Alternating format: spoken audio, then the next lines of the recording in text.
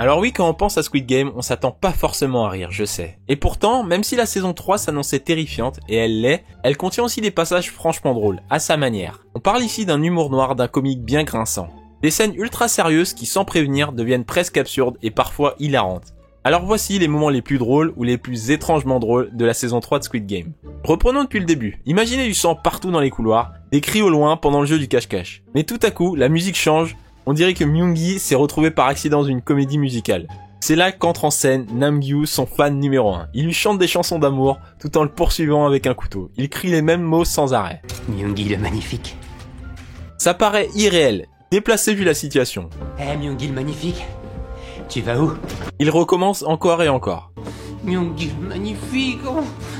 Il le répète tellement de fois qu'on dirait le nouveau titre de la série. Un instant on est dans Squid Game, l'instant d'après on se croirait dans La La Land. Myung-gi ne se bat pas seulement pour survivre à ce moment-là, il essaie aussi de résister à Nam-gyu. Comme si tout à coup, il était devenu une idole de K-pop sans s'en rendre compte. Bref, c'est tordu mais c'est étonnamment drôle. Au moment où la folie atteint son pic, un objet est posé au sol, et d'un coup le silence s'abat sur la pièce.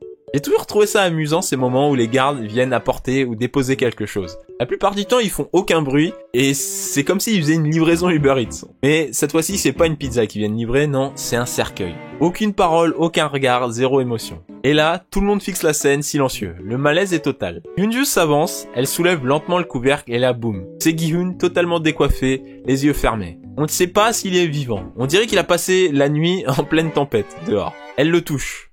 Il est vivant. Aidez-moi, on va le porter jusqu'à son lit.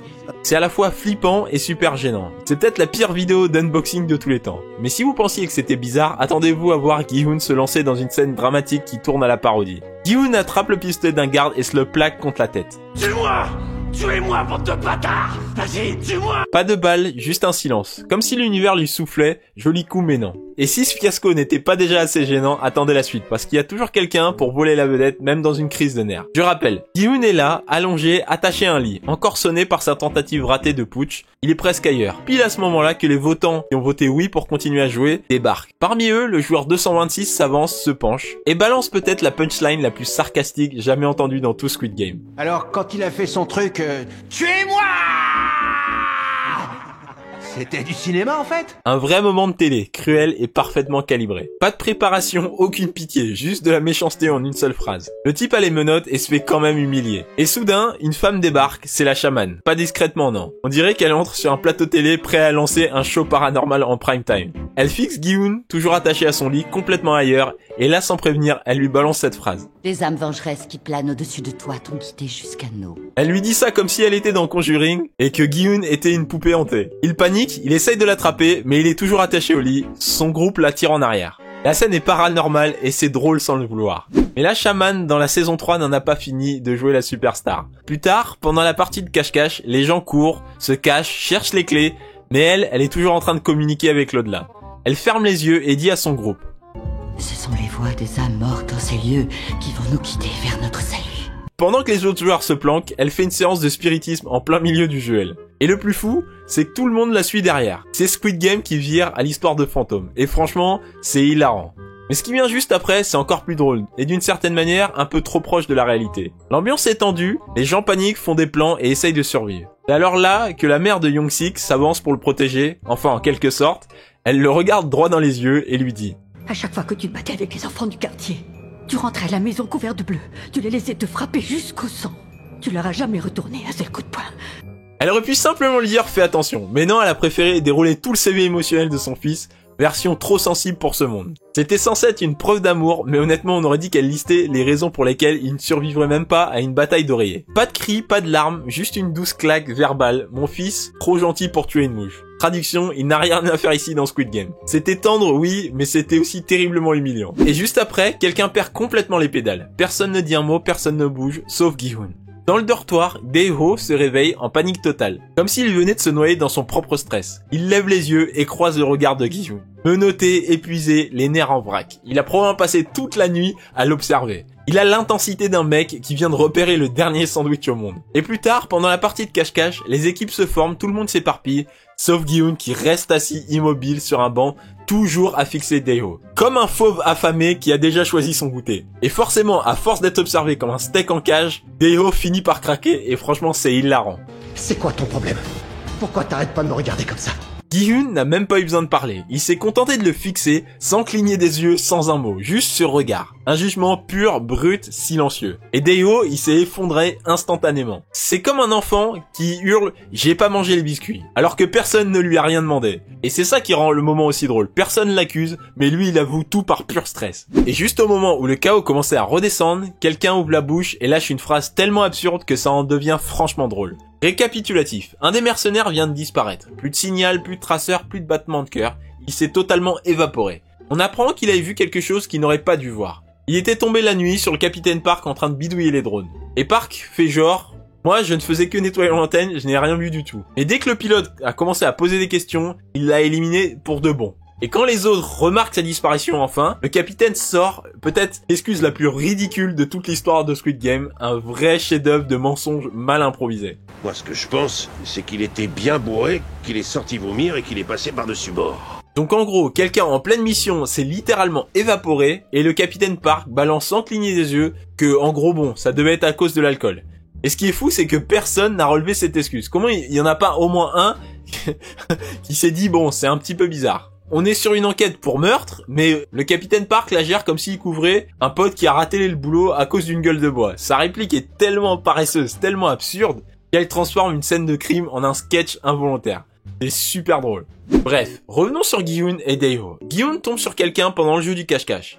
Il est prêt à se venger. Il veut Daeho. Alors il s'avance lentement, silencieusement, avec le couteau à la main. Il respire comme un méchant de film. Il a trouvé sa cible. Il s'approche, il lève le couteau, mais surprise, ce n'est pas Daeho. Un pauvre gars tétanisé, les yeux écarquillés, à deux doigts de pleurer. Gi-hun se fige. Le joueur 197 tremble comme une feuille. Et là pendant une seconde, les deux restent totalement immobiles. Tout ce suspense, toute cette tension, pour finalement se tromper de gars, c'est très très drôle. Au beau milieu du jeu du cache-cache, Myung-gi et Nam-gyu décident de faire une pause débat. Pas pour parler stratégie, ni même pour chercher une sortie ou que sais-je. Non, ils s'arrêtent pour discuter calmement de qui aura l'élimination. Et leur solution, elle est tristement drôle. On le fait à deux. On le poignarde en même temps. Ouah, ton idée est mortelle. J'adore, mec. C'est une élimination, oui, mais en mode travail d'équipe. Ils sont dans Squid Game, mais on dirait deux joueurs qui viennent de réussir une mission de coop en ligne.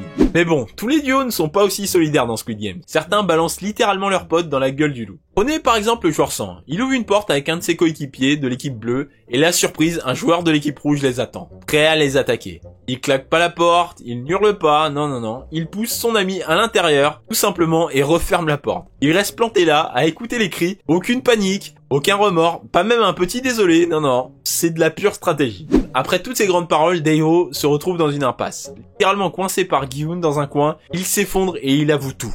J'ai jamais servi dans la marine, c'était un mensonge. Il révèle le pot heureux, c'était un imposteur total. Aucun grade, aucun entraînement militaire, même pas un jour dans l'armée. Il s'est dégonflé et il a tout avoué, un peu comme s'il avait été pris en flagrant délit de mensonge sur son CV. La scène était hyper dramatique et la révélation involontairement hilarante. On n'a pas encore beaucoup parlé du vrai joueur qui brille pendant le jeu du cache-cache. Alors que tout le monde se planque, pleure, récite ses dernières prières, Nam-gyu lui agit comme s'il était le personnage principal de Squid Game. Dès que la partie de cache-cache commence, il entre à fond dans son rôle. On s'est séparés, ça c'était trop con. Viens là, mon coquin. Myung-gi essaye de suivre un peu, mais il est évident que même lui, il comprend pas trop ce qui se passe. Nam-gyu en plus a le collier de Thanos, avec les pilules. Il en prend une, comme si c'était un bonbon à la menthe, et dit « C'est comme des vitamines pour la confiance et la force. » Un peu plus tard, on le retrouve en train de tapoter, à ce qui ressemble très clairement à un corps. Réveille-toi, réveille-toi, réveille-toi, réveille-toi. Allez, où? Joue un peu avec moi. Comme s'il vérifiait si c'était encore chaud, si ça pouvait lui répondre. Et en parlant de Thanos, n'oublions pas sa rage qu'il avait envers lui. Car Thanos n'arrêtait pas de se tromper sur son nom, à dire Namsu à chaque fois au lieu de Nam-gyu. Namsu, non, je t'ai dit Nam-gyu, tu m'entends, c'est Nam-gyu, Nam-gyu, Nam-gyu, Nam-gyu, Nam-gyu. Peu de temps après, Nam-gyu va avoir une étrange révélation. Donc si on trouve et qu'on tue des dossards bleus, il ne restera plus à tuer pour les autres dossards rouges. Il aborde le jeu comme une équation de maths, et d'une façon ou d'une autre, il est persuadé de l'avoir résolu. Il a transformé Squid Game en une série comique. Et dans tout ce chaos, les vrais clowns font leur retour, les fameux VIP. Tout commence avec ce qui est sans doute la tentative la plus embarrassante de toute la série. Un joueur est sur le point d'être éliminé, le garde masqué avance dramatique, lent, menaçant. Mais au moment critique, le joueur le plaque au sol. Et là, surgit un autre garde en mode justicier, il sauve la situation et bam, son masque tombe. Surprise, ce ne sont pas des simples gardes, ce sont des VIP. On vient quand même d'assister à un milliardaire déguisé en commando d'élite qui se fait plaquer au sol comme dans un match de catch. Plus tard, la joueuse 149 pleure, suppliant le jeu de s'arrêter. Les VIP réagissent. J'ai presque failli pleurer en entendant le discours de la vieille. C'était touchant. Elle est à bout émotionnellement et il la note comme s'il regardait une série télé. Et ils vont le faire encore. Gi-hun risque sa vie pour sauver le bébé. Les VIP disent. Attendez, mais pourquoi il fait ça au juste? Je n'arriverai jamais à comprendre ce gars. Ensuite vient leur débat totalement absurde sur les bandes dessinées. Peut-être que 222 va se transformer en super-héroïne, comme dans les Marvel. Comme Wonder Woman? Non, ça c'est les super-héros d'ici, mais quoi qu'il en soit... Donc pour résumer, des gens sont en train de mourir et eux se disputent comme si c'était une soirée quiz. Évidemment, ce qui est drôle avec les VIP, c'est que c'est finalement des spectateurs comme nous sommes quand on regarde la série. Et c'est ça qui est terriblement drôle. On arrive à l'épreuve de la corde qui est déjà chaotique. Des fils qui se balancent, de la panique dans l'air, aucune seconde chance si vous faites toucher par la corde. Minsu voit que Namgyu bave d'envie de récupérer le collier de Thanos. Namgyu pense clairement qu'il y a encore des pilules dedans. Que fait Minsu? Il le jette sur le pont comme un appât. Namgyu fonce comme si c'était les soldes. Il l'attrape, l'ouvre, il est vide. Puis boum! La corde frappe et l'éjecte directement du pont. C'est cruel, c'est propre, c'est de la comédie pure Squid Game. On arrive au Squid Game aérien qui était censé être le cauchemar final. Mais d'une manière ou d'une autre, entre toutes les trahisons qui vont s'y passer, les joueurs ont commencé à faire des choses tellement folles que c'est devenu encore une fois très très drôle. Pour rappel, le groupe doit prendre une décision. Quelqu'un doit partir. Le joueur 100 dit. Cela dit, en poussant une seule personne à chaque fois, c'est la meilleure solution pour qu'on ait un minimum de pertes. Et le joueur 353 lui répond. Si on élimine le joueur 222, ça rendra à la fois le jeu et la méthode du vote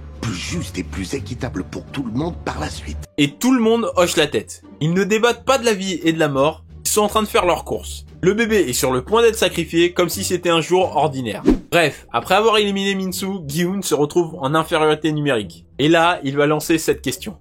Sache que le prochain sur la liste, ça risque d'être toi. Ils sont déjà en train de parler dans ton dos pendant que t'es occupé ici. Avec une simple question, il aura grillé le cerveau. Ils changent tout leur plan.